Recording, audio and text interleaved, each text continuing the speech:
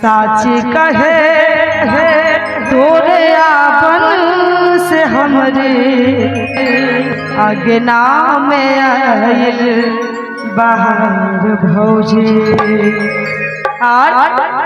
लक्ष्मी की सूरत ममता की मूरत, लक्ष्मी की सूरत ममता की मूरत कैसे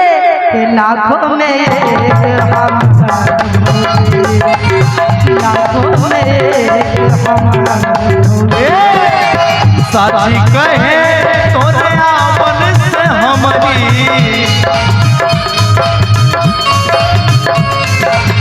साची कहे तोरे आपन से हमारे अगना में आए बहार भौजी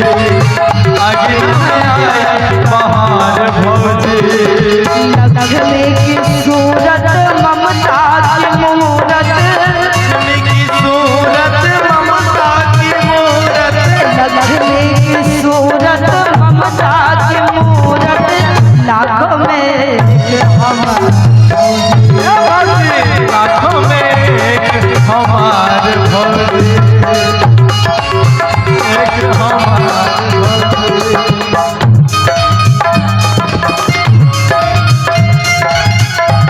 क्या बात हो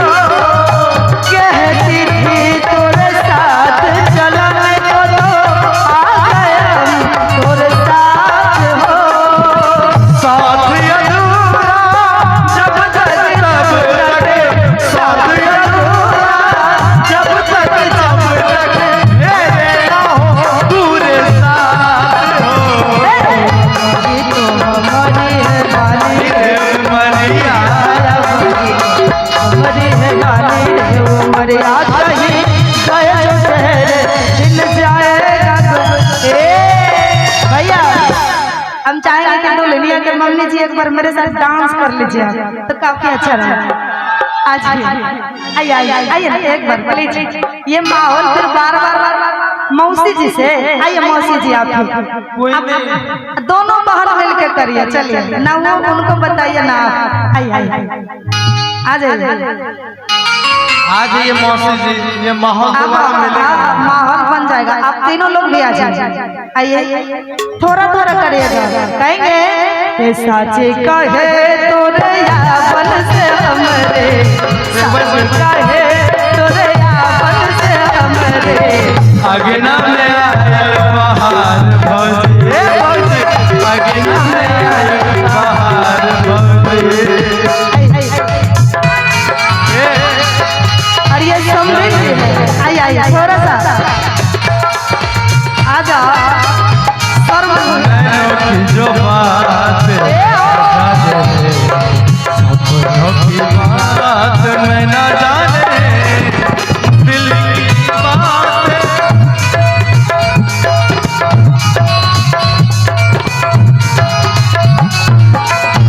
क्या ए हो साथ हो तू मेरा है सनम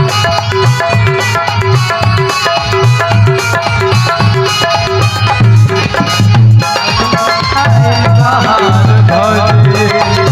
लाखों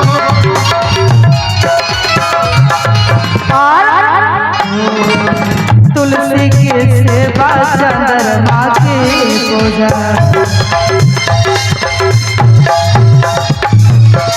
कजरी चटाया गंगा में गुंजा अब हमने जाना कि भगवा से भाभी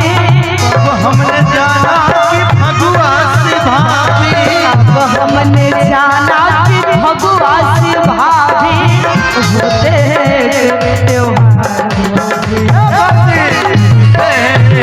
त्योहार भौजी अगना में